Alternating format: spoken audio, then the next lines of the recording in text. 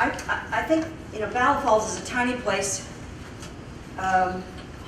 Many of you will know that it's been very hotly contested over the last 10 years. I'm really pleased to have this opportunity to speak because I think that the Bala Falls, there was a designation of it as a cultural landscape that went to the Conservation Review Board. And through that process, I think there were some very interesting definitions and terms that came out of that I think we can use and can apply in all of our cultural landscape work.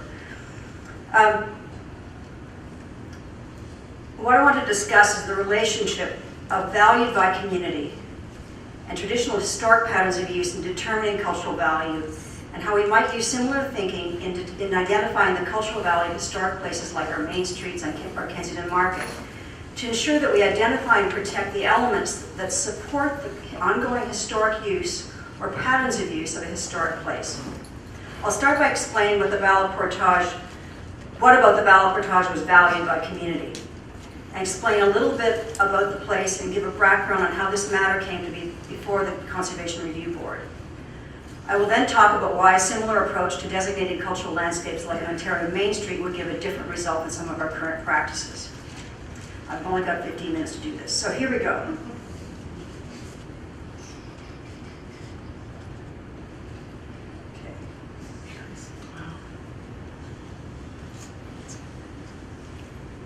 Bala Falls, Kensington Market.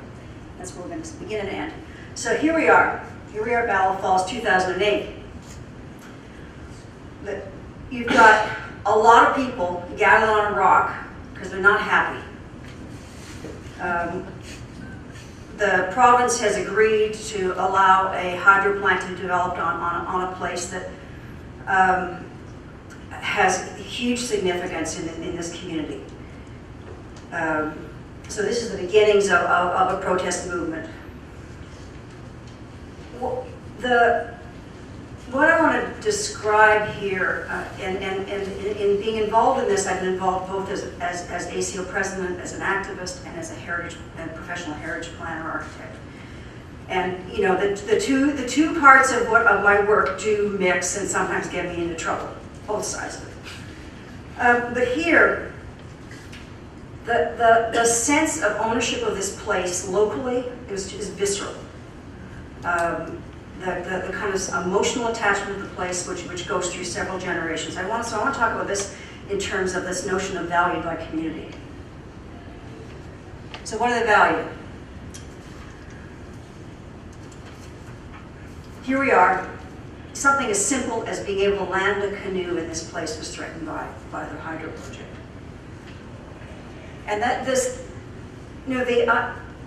giving evidence at the Conservation Review Board about canoeing and portaging is part of Canadian history, is part of the history of this place, which has not been just post-contact. Of course, we learned to canoe from the Aboriginals, people who were here before him, and we also have generations of Anishinaabe, plus we have Mohawks settled there, so there's a complex Aboriginal history at play here as well. There was a hydro plant here before, but it was a little one, and it never produced much power and it had been shut down. We're talking about a very different animal that has created this reaction. Here we see, what slide are we at? Chief Joseph Franks and Margaret White at Bala Falls, and this was taken around the turn of the last century.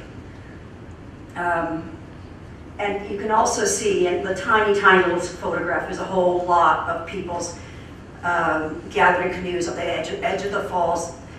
When we were at the hearing, people came forward with photographs of family picnics and their grandparents canoeing here, and just all of these elements that were going to be lost. Here we see the great-grandson of Chief Joseph Franks, who's now, it's Philip Franks, who's the current chief. And he's here as part of a protest at the site. This fight has been the one occasion that ACO has had the opportunity for common cause with Indigenous people, and it's been a real eye-opener for us. What complicates this particular place and the land in Muskoka is it looks like one big open landscape, but the property divisions within it are very complex. And in this case, you're looking at a picture of a native marker tree. Hands up, who knows what a native marker tree is? Good for you. I had no idea, but I know now. For those who don't know, that bend is created by tying down a branch of a sapling, and they're organized to mark routes. Sometimes on land routes, sometimes in this case indicating where the portage is. This tree is on the provincial land that the Hydra plant is going to be built on. But if you're arguing about the cultural value of this place, this is very significant. So the property division is an issue.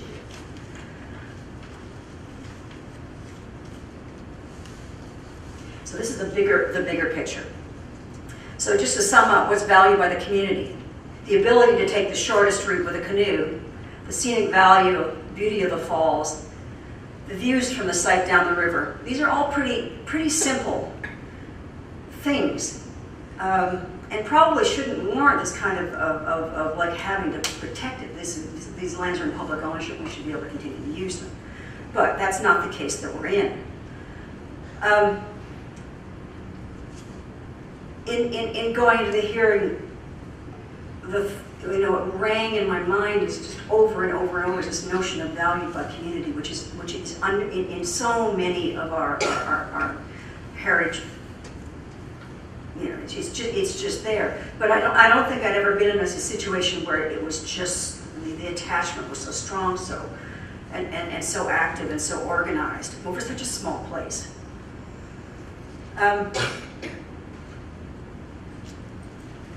In 2013, the portage was one of 3 municipally owned sites that were part of a Conservation Review Board hearing. The Township of Muskoka Lakes sought to designate 3 sites out of a larger cultural heritage landscape under Part 4 of the Ontario Heritage Act, partly because that was a faster way to get to the goalpost.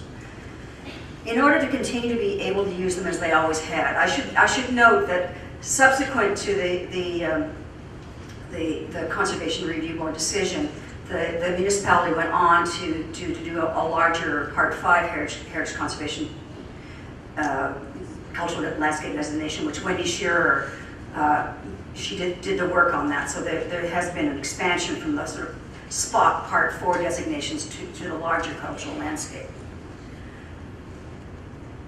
These designations were being appealed by the developer of the Hydra plant. The case was groundbreaking. No similar case had been heard in Ontario, so I spent weeks preparing the evidence. Intangible cultural value was a critical part of the case to make.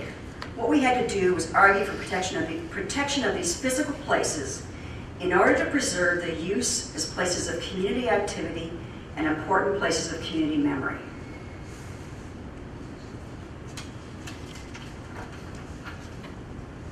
Okay, so let me get on the next page here.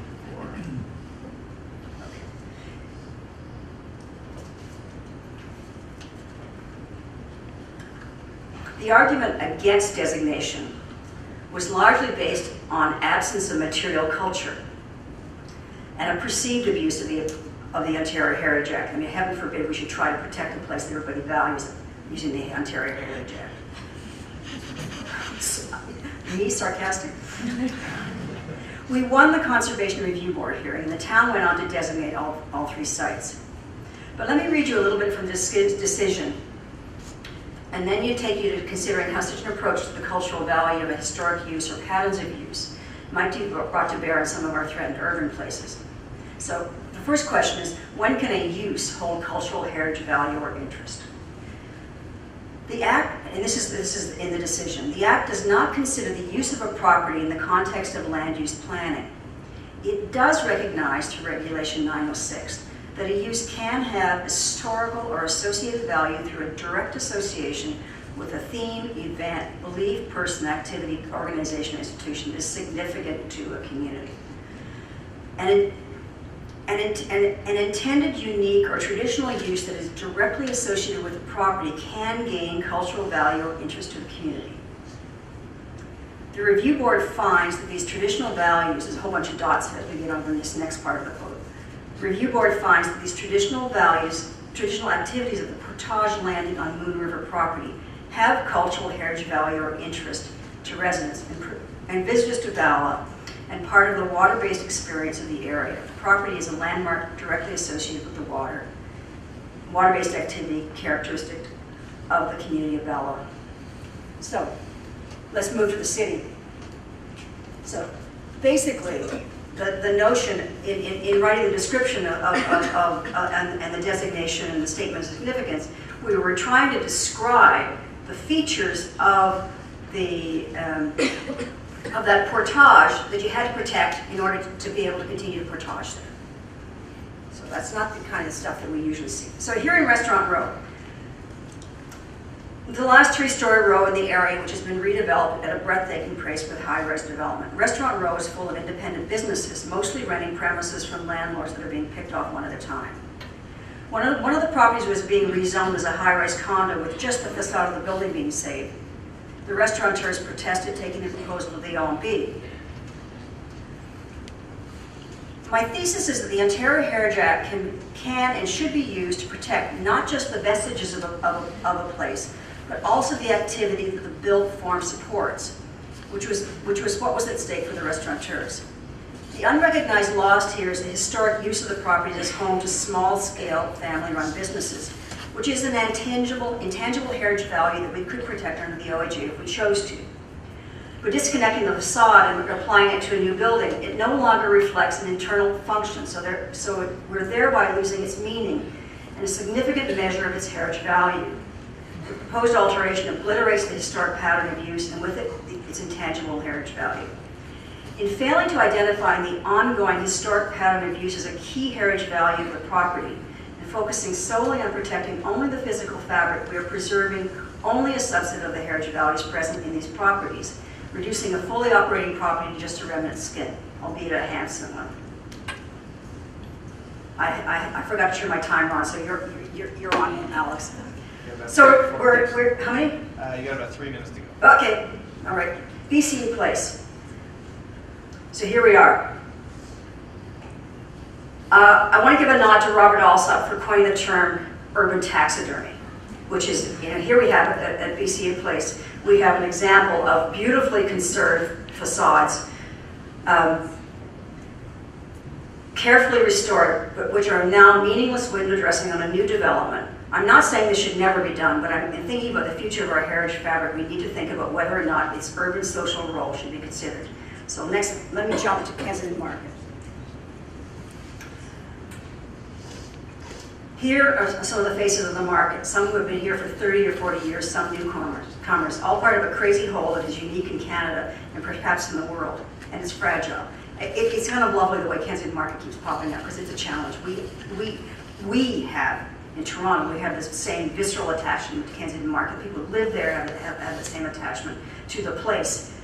We know it has to be protected. We need, or it'll disappear on us. But how to do that is pretty challenging. Is Jill in the room? Yeah. The physical fabric is really important to all of the reasons that Kensington Market is now a National Historic Site, largely for its role in immigrant settlement and the way that successive generations have altered it to suit their cultural needs. It's threatened by gentrification, large-scale development. There's a concern that some of the fabric could be raised and redeveloped, as we see in many places nearby. It's currently being studied for as a heritage conservation district. But even though the physical fabric of the small properties owned by many different people is absolutely fundamental to the variety of businesses and their ebb and flow, it's hard to argue for the cultural value of any of the buildings, certainly from a design point of view. And the kind of conventional regulation of signage or alterations of the building we see in most HCD would be anathema. Can an HCD help preserve what the community values in this place? Anarchy is absolutely a fundamental cultural value in the market. And anarchy is difficult to regulate. Well, it's funny, but it's not funny, right? The area needs protection for sure, but can we stretch the Ontario Heritage Act to work here? I think we could. It will need to be in concert with a lot of other measures. We need to think about what are the fundamental underlying principles that make this place work and nail those down. Individual small property ownership is critical, so limiting property sizes, making it difficult to assemble properties into larger holdings will be very important. Allowing owners to make small-scale changes, additions to their properties with minimal interference from the city would continue a traditional individual expression here. It might be that this is a place in the city where you can do more than anywhere else in terms of messing around with your property. I think if we use the OHA as it was used in Bala Falls to preserve the physical place to allow the ongoing historic activities to continue, we will be successful in preserving this special place. Thank you. Done?